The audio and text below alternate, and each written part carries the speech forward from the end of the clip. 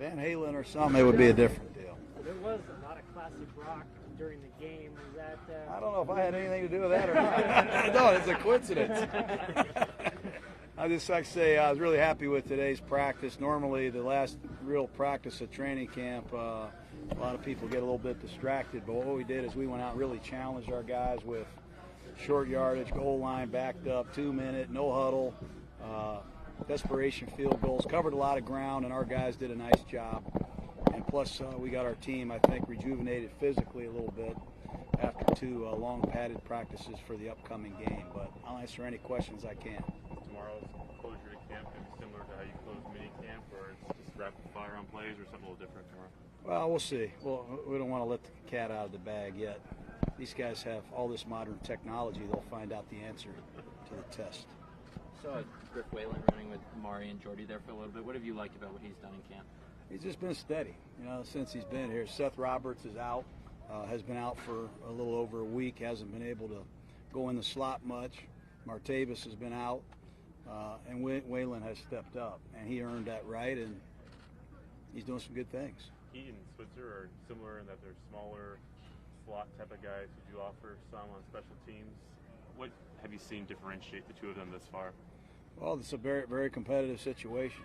They're neck and neck, and as you said, special teams will have a big part of that, but also just sheer production. You got to be able to go in there and make plays. You got to be able to go in there and block linebackers sometimes and big safeties, and you have to know a lot of assignments because Derek is going to change plays at the last second. So it's neck and neck with those guys, and when Seth Roberts gets back, it's a very competitive position at the slot. You have a lot of wide receivers in general. I mean, look at some of these guys, what they do, like Dwayne Harris and Johnny Holton, special teams.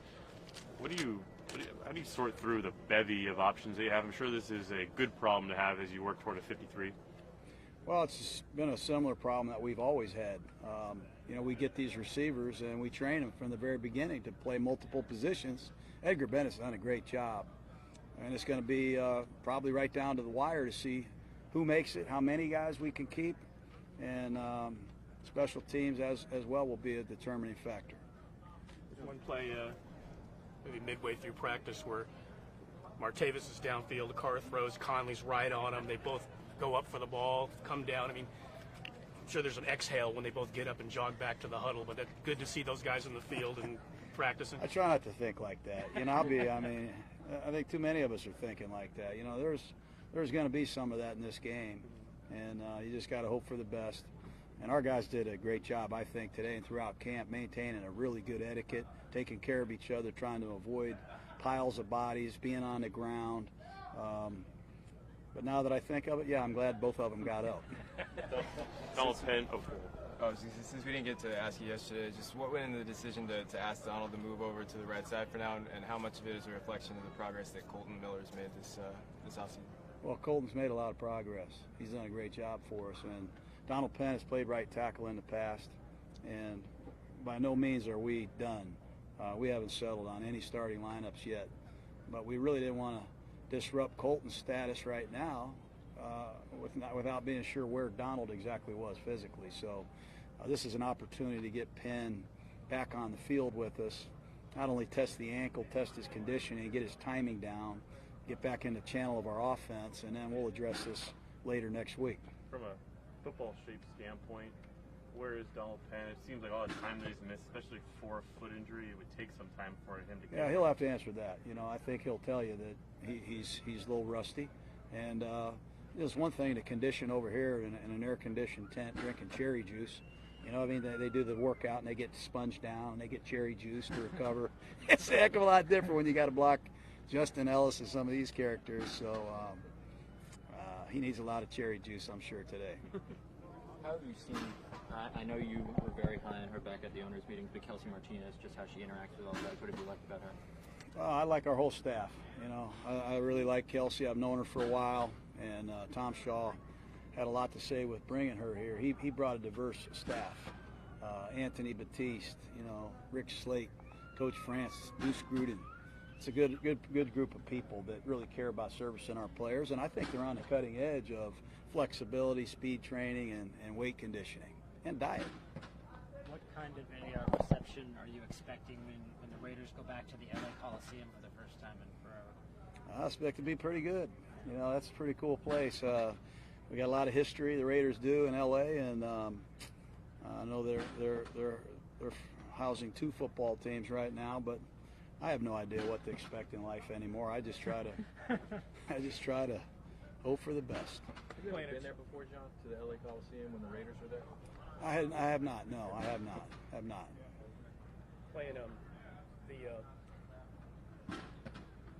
go ahead. That's good. I feel the same way. Dude. I was going to answer that question the same way. We got a random one for you then. Seeing Marshawn out there during the whole practice with the resistance bands up against his legs. I mean, is that something he's been doing recently in camp, or did I just notice that? No, he has. I don't think he's worn it perhaps for the entire practice. Yeah. He's had a really good camp. I'm really proud of our backs. You know, he has his own, I think, needs in terms of what he feels like he has to do to get ready. And he's played long and hard and good enough in this league to earn that right. So the problem is we're going to have 14 more guys wearing the bands tomorrow. You know, and that's the way it usually goes. Are you playing a team that you're gonna face the first week of the season? Have you ever done anything like this before? And I don't understand it, honestly. I don't. No, I don't. You can either be totally vanilla, or you could throw everything at them. Is there a sort of a mid? How do you exactly attack a thing like that? Well, you know, it's a preseason game, and we have a lot of really tough evaluations to get through before we start thinking about what play we're going to call. So we're going to really continue to use this as a evaluation period, and you're going to see a lot of players playing a long period of time that are going to get a chance to show us they belong here, and that's how we're looking at this game. What was your reaction when you did see just second exhibition game against the team that you'll be facing less than a month out on September 1st, September 10th? Yeah, like I said, I've never seen that. I mean, I was in the league a long time. I don't remember that. So what are you going to do about it, right? We just got to adjust and adapt, and same for them as it is us. It looks like you're going to get out of here without seeing Khalil Mack here at all in Napa. Has that any way been a distraction? I don't think it's been a distraction. You know, it's obviously been, for me, you know, it's been disappointing. You know, obviously, you know, you want to have your best player here. This guy's a really great guy, too. So it's disappointing we don't have him here. We're going to try to get him here as soon as we can. But in the time being, you know, you got to move on. You got to get up. You got to go to work. And that's one thing I'm very proud of what we've done here. Perfect play is a drill that you guys were able to do with players the first time you get on the field with them way back in the spring before OTAs. What you do, though, during this perfect play, I'm sure changes the way you're able to challenge, say, a quarterback to respond to blitz, you know, to changing the play. How did you see Connor respond to that, and what have you made of just his overall mental progression since the start? Well, I think he's done great. I think he's really done a fine job. You know, we're giving him a lot of information. When you see this blitz, there might be 3 things you can do. There might be 4 things you can do, honestly, but it all depends on the down and distance, perhaps the situation, how much time's left, how much risk you want to take. There's a lot of things that you got to be thinking about. And I think he's grown tremendously. I give Brian Callahan, Greg Olson a lot of credit. I know I've probably made him mad most of the time yelling at him, but that's just what I do. Derek Carr, just seeing the way he operates out here, his fluency level in the offense seems to go beyond the months you guys have had together. I'm sure that's a ton of work behind the scenes. What exactly does it take to get to where he is, and do you feel like his development from a mental standpoint where he is today is more advanced than the time that from a month standpoint you guys have had together? That was heavy now. That was a heavy one. I think he's, I think he's one of the best in terms of processing information. I think he craves new things. He wants, what do we got today? What are we doing today? What's new? What do we got? He has a photographic memory. It comes so easy to him. He's got the offense mastered more than I do. That's for sure. How much of a resource was your brother when you brought in Derek Carrier in terms of seeing what kind of guy he was? Yeah, my son too. My son was strength coach out there. Loved Carrier. Jay loved Carrier. Carrier got hurt as a Redskin, and he got into a log jam. A couple other guys emerged, got released. Sean McVay, who was with the Redskins, claimed Carrier. And when Carrier got to be a free agent, I got Carrier. So there's a lot of Carrier fans out there.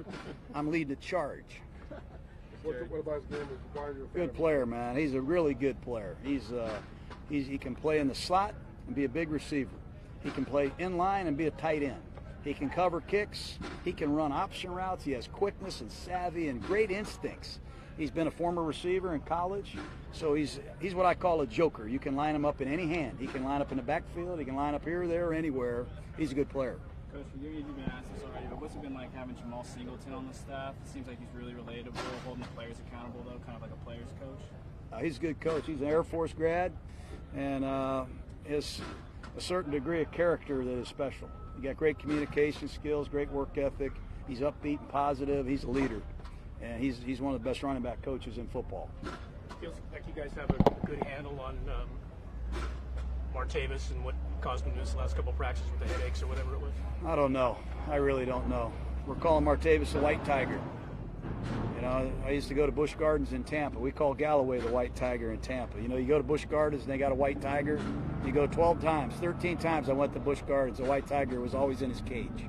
Well, the white tiger came out today. Bryant came out. I don't know if you get that analogy, but sometimes he comes out to play and sometimes he doesn't. And it's good to see him because he's really special, like the white tiger.